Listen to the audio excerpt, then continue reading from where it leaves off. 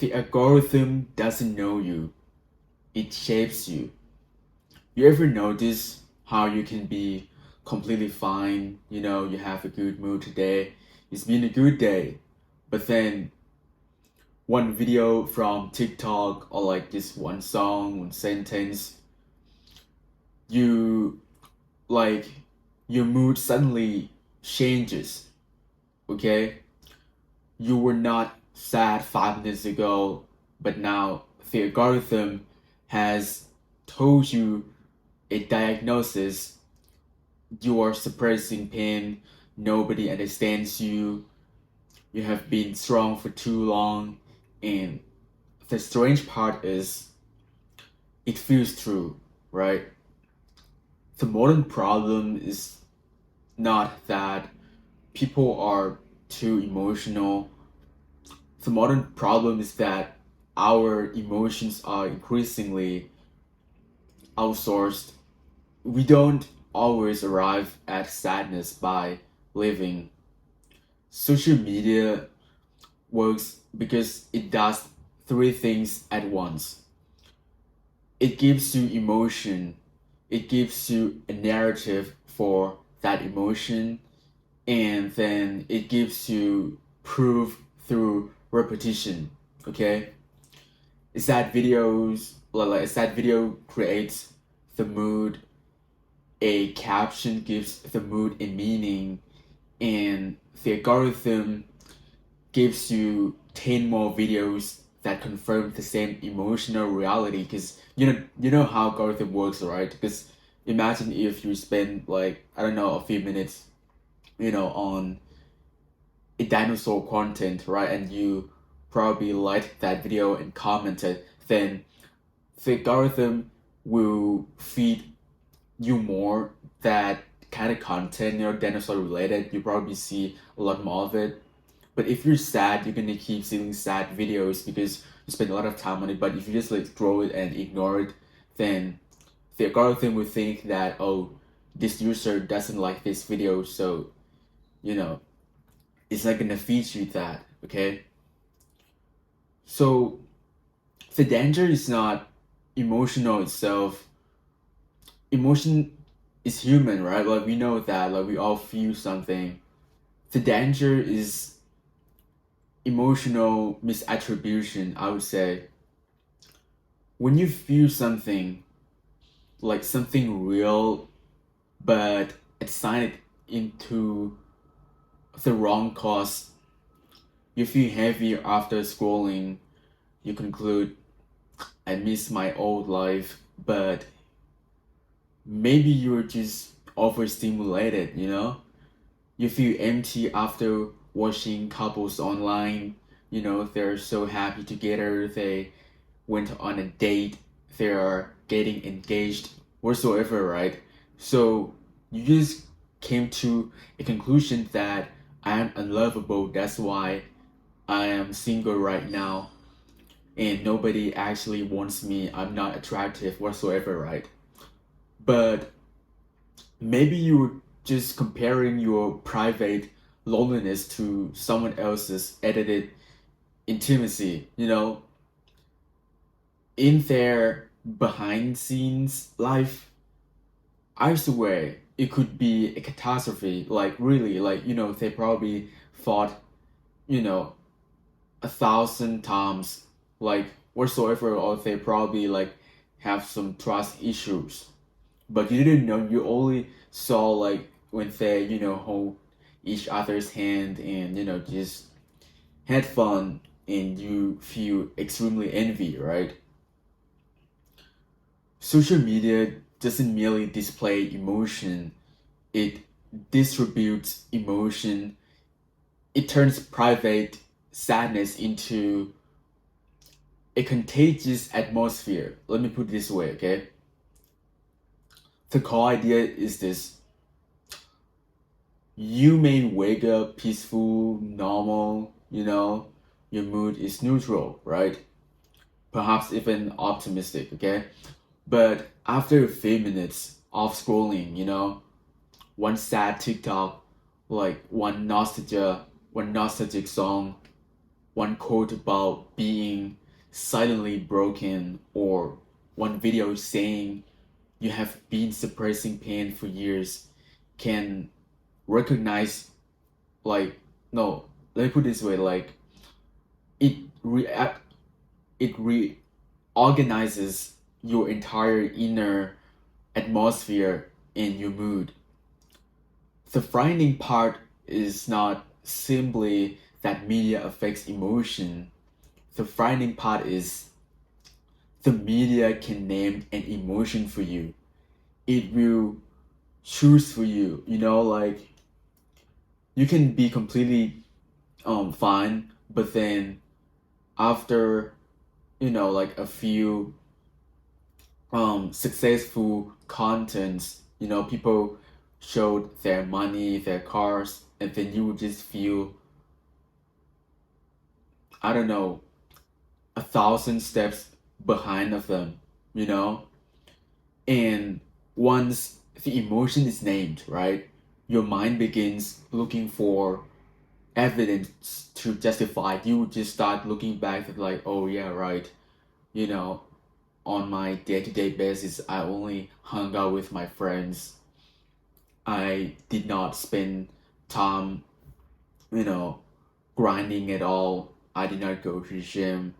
I just went outside, and when I came home, I just watched Netflix, right? Psychologically, this is partially explained by emotional contagion. So what it is emotional contagion.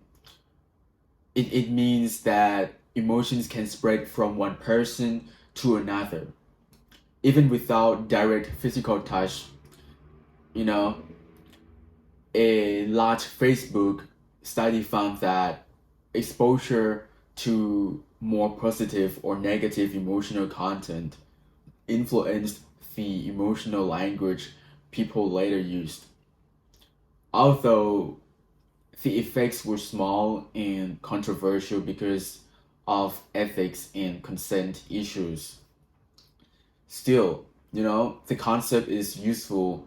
Online emotion is not neutral information.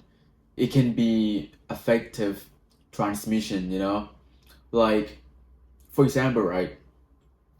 You're not deeply sad, you're just tired, probably just went to uni, or you just finished your work and then just came home, right?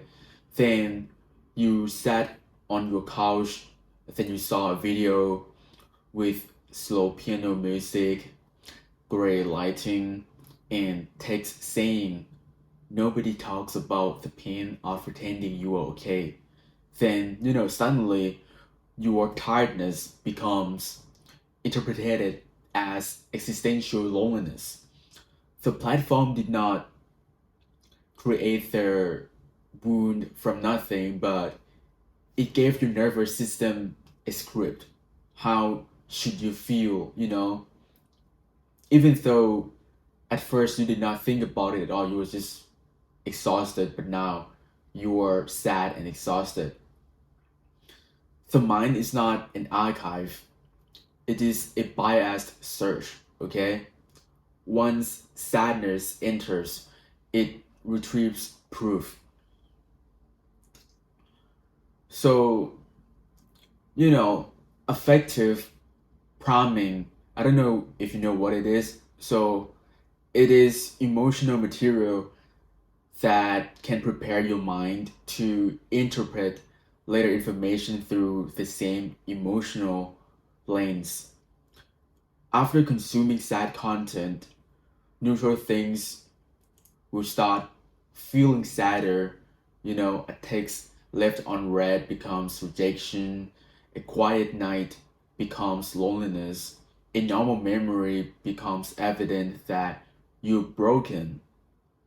This connects with mood congruent memory, which means people more easily retrieve memories that match their current emotional state. If you're in a negative mood, right, your mind becomes better at finding negative memories.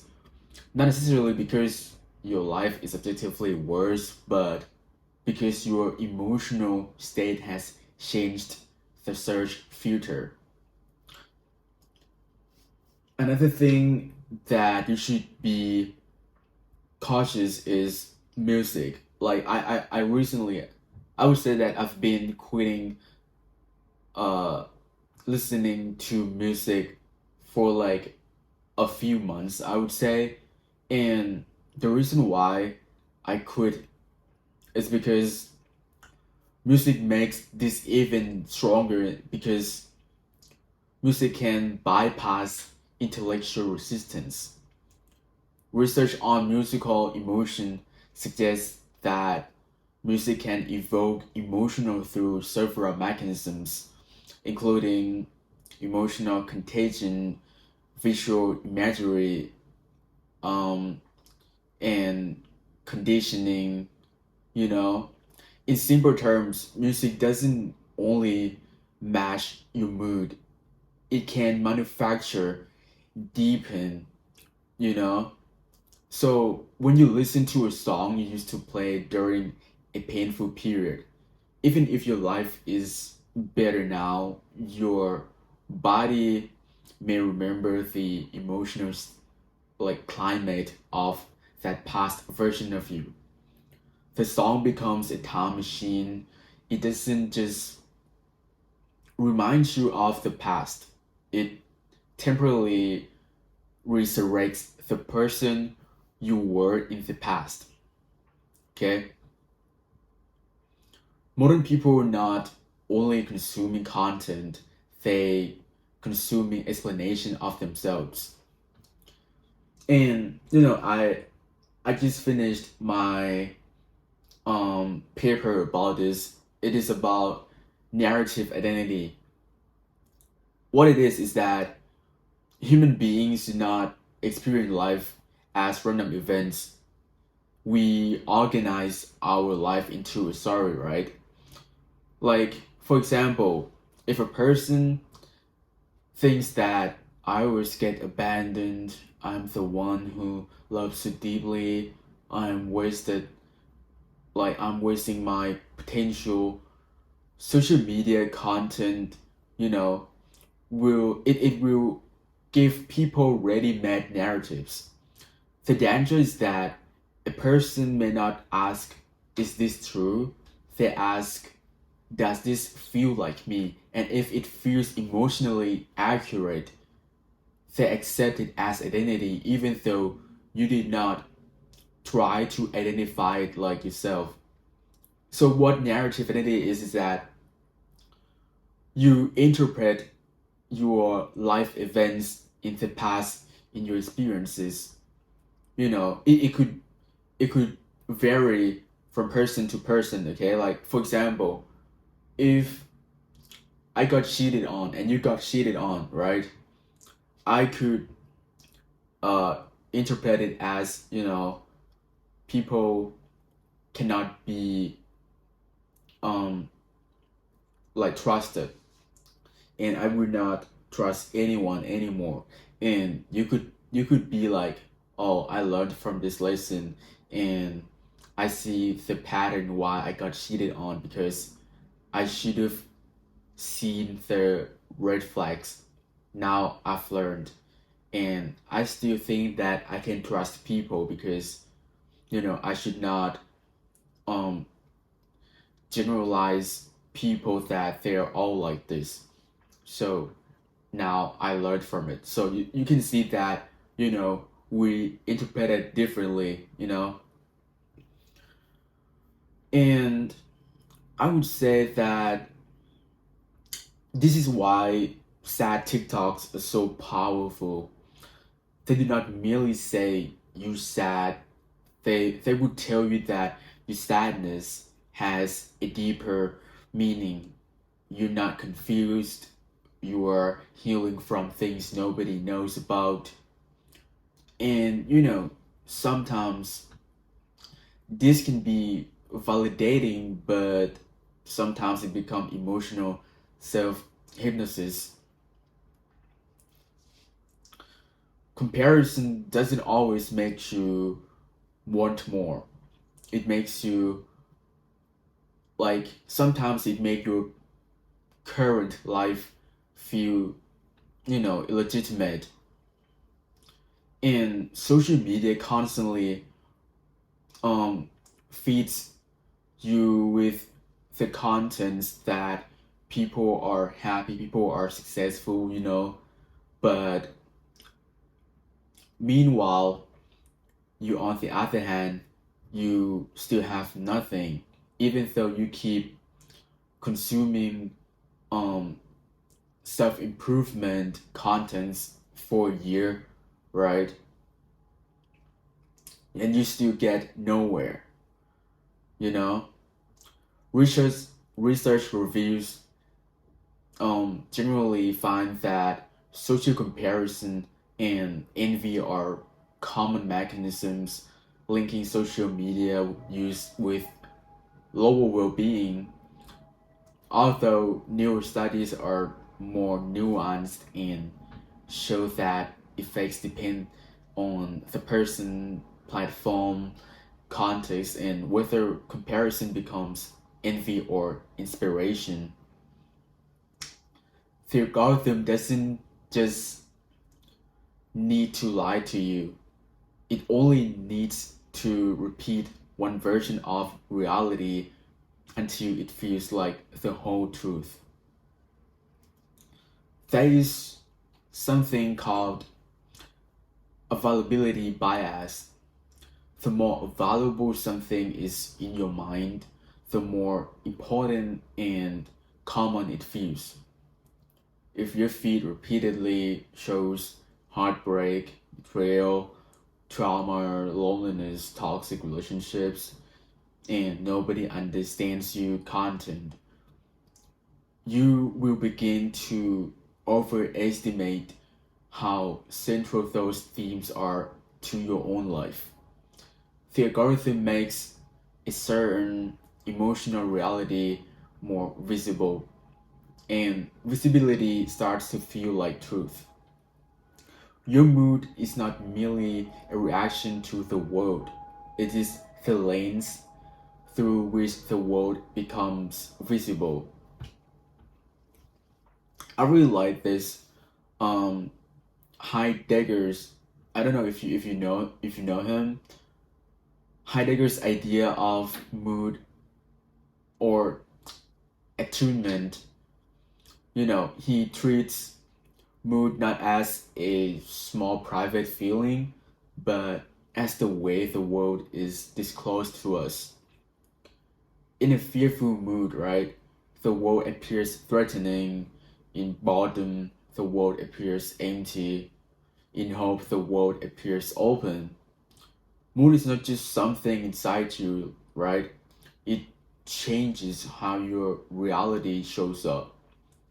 Social media can alter your attunement. The same room, the same night, the same life can feel completely different after different media exposure. A motivational video makes the future feel conquerable. A sad song makes the same future feel meaningless. In fact, you know that reality didn't change, it just moves the way it is. But your mode of disclosure changed. The question is not only how does this content make me feel?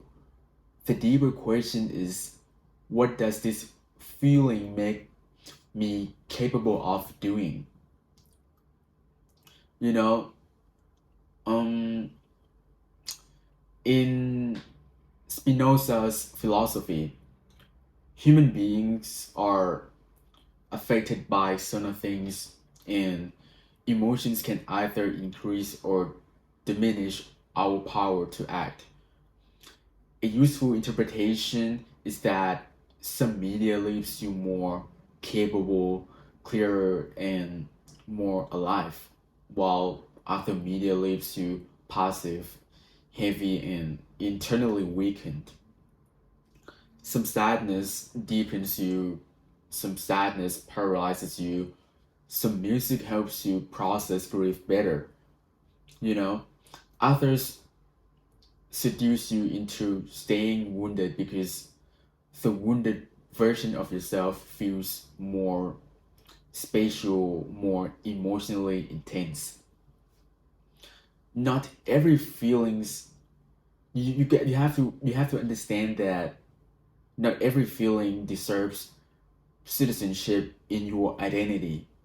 Some feelings are visitors, some are manipulators, some are echoes. You have to sit and think about it carefully whether it is just temporary emotion or it is actually you that you always feel like this repeatedly, not when you are emotional, but when you are sane. Just notice yourself, you know, like time to time. Stoicism doesn't just simply say ignore emotion. A more accurate idea is that an impression appears in the mind, but the person still has to give assent to it.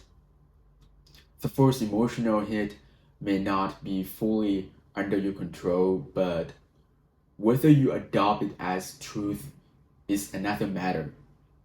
If you scroll on Reels and you found a video saying you're not lazy, you're just growing slowly, that may be true for some people, but if you constantly assent to it, you may convert a temporary lack of discipline into a permanent identity.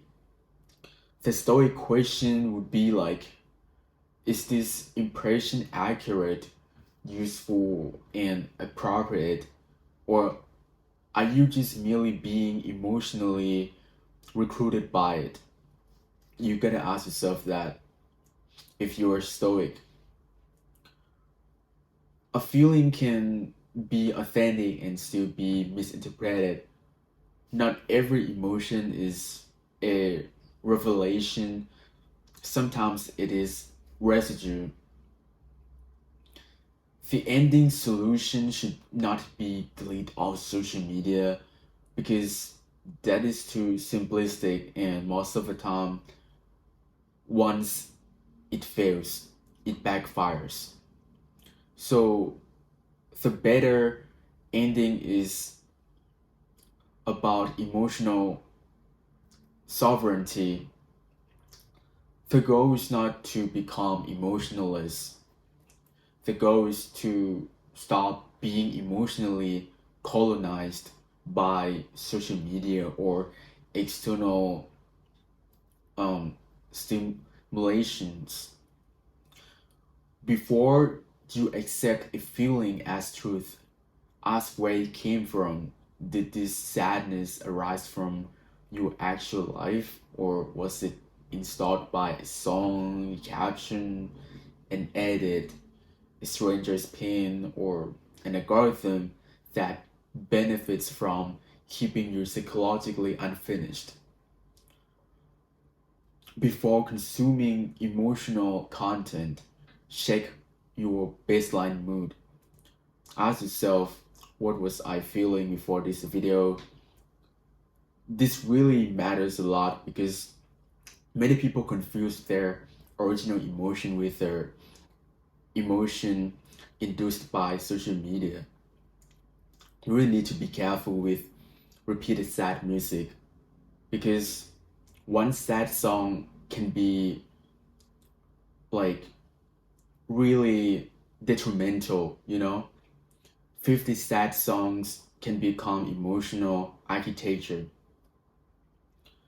So in the past, people asked, what do I feel today? The harder question is, who taught me to feel this? Is it my mom? Is it my dad? Is it my experience? Is it my friend? Or is it social media? Because if you are not careful, your sadness may not be entirely yours. Your nostalgia may not be entirely yours. Even your desire to disappear, to change, to heal, to become someone else may have been shaped by a machine that studies your wounds better than you do. So protect your attention, not because attention is productivity, but because attention is emotional territory, okay? Whatever repeated enters your attention eventually starts negotiating with your identity.